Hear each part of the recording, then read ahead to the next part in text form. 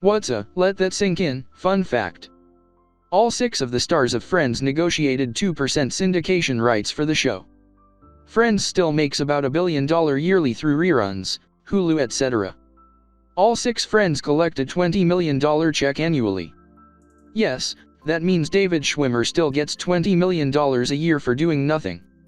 So when you are alone in your 1BR app, watching Friends and snickering how any of them are losers who haven't been famous since, there's a reason why.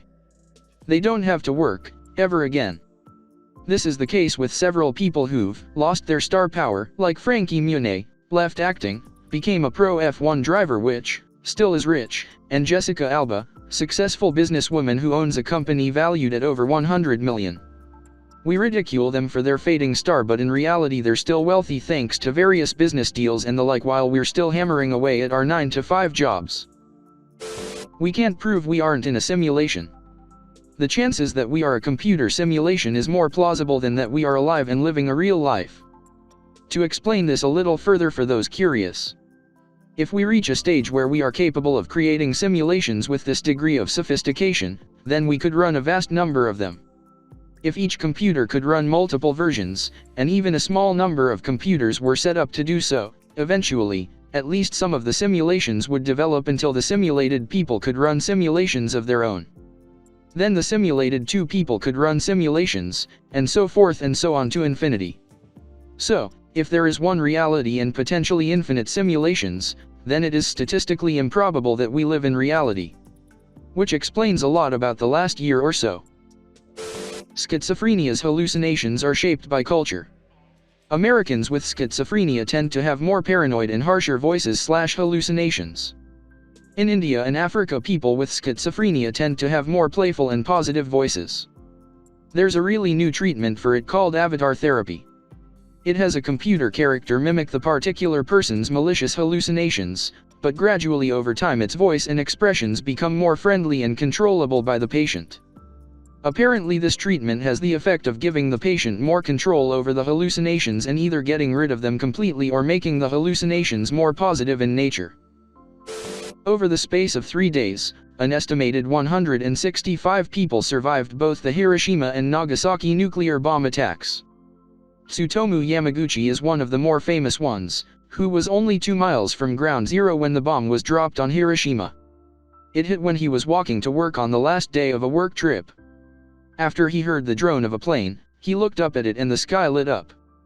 He was then plucked from the ground, spun around and tossed into a nearby potato field. Miraculously he survived, despite being covered in burns, soaked in radiation, and with 2 blown eardrums.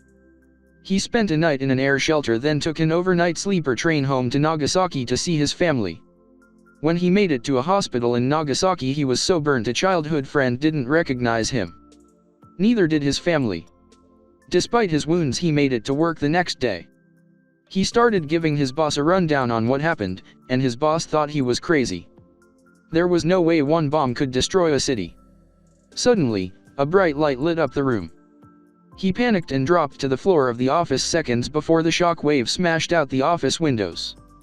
He had just been hit twice by a nuclear blast in the space of 3 days. At the age of 93 he was given the title, Nijiu Hibakusha, or twice bombed person. He died the next year. So next time you think you're having a week at work, yeah.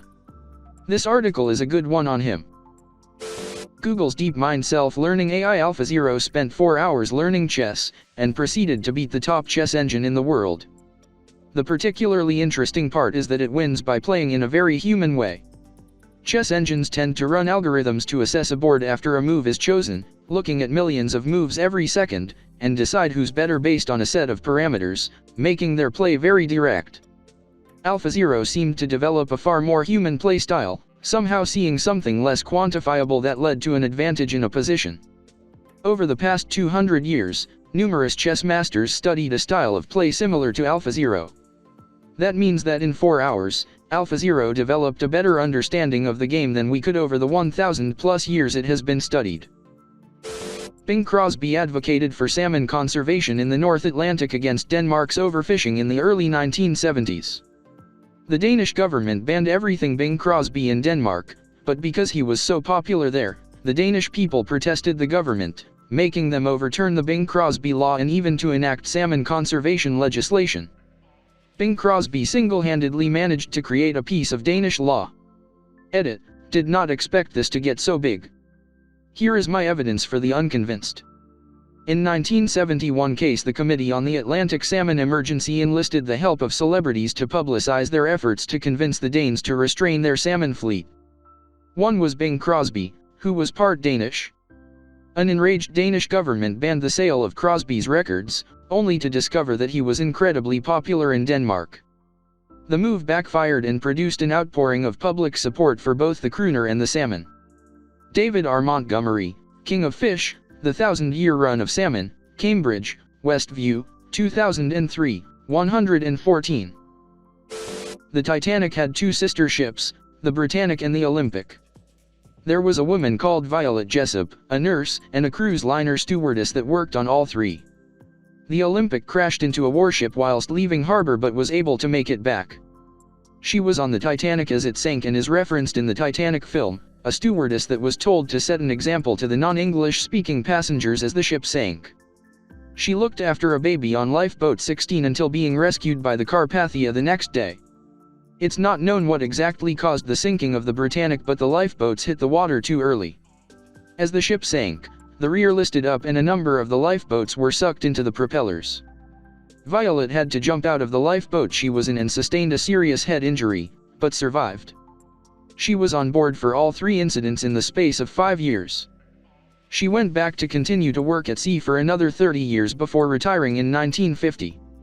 She died of heart failure in 71. Edit. Thank you for the gold. Here's her wiki. https://en.wikipedia.org/wiki/violet_Jessop, as well. Bill Clinton, George W. Bush and Donald Trump were all born within a 66-day stretch. Take the last 8 U.S. presidents.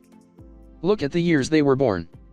Given that the president must be 35 years old, and the oldest president was 70 years old when he took office, there is a maximum possible span of 83 years of birth years between them.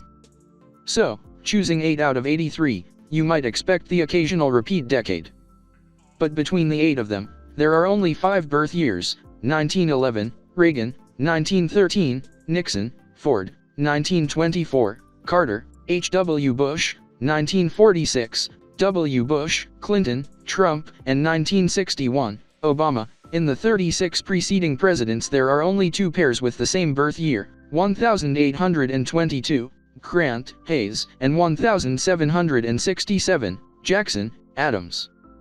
Oh dear, I've gone cross-eyed. In the span of the last 3 Star Wars movies, the Cleveland Browns have won 1 game. Not a football fan, but are you saying that in the past 2 years, the Browns have lost all games that they've played except for 1? They are 0-14 this season. Last season they were 1-15, the year before that they were 3-13, and their third win was before the release of The Force Awakens. Since then they had 1 win to avoid going winless against the Chargers last year, and Rogue One was released, and this season they are 2 games away from being only the second imperfect team of all time, along with the 2008 Lions, and The Last Jedi was released. Edit. Yes, I know the Bucs managed to go 0-14, I didn't count it since it was before the 16-game schedule. The man who invented the Frisbee was cremated and turned into a Frisbee. Okay, but how? My son was cremated and there's no way I could turn his ashes into a Frisbee. Would probably have been mixed with the melted plastic. Side note, my sons were also cremated, 2017, and we keep their ashes in a teddy bear so we can cuddle them whenever we want. Edit. Holy crap. I posted this as I was going to bed last night intending for the op to see it. I woke up to 15.8k upvotes and a full inbox. Thanks for the kind words, and thanks to the people who have given me gold. I have tried to reply to everyone individually, but sorry if I missed anyone. I went through the brutal task of going through his room. It's a small town. It's freezing here. All I could manage was donating his jeans. You know, non-personal item, and I totally know someone here can use them. But I found the shirt he wore the day before he died. Still smells like him. I don't think anyone other than Reddit, anonymous as we think it is, will know that I will sleep with that shirt under my pillow forever. I slept with my son's favorite sweater for months. Edit, thank you for the gold, kind internet stranger. I will screenshot this and tuck it in with my son's sweater.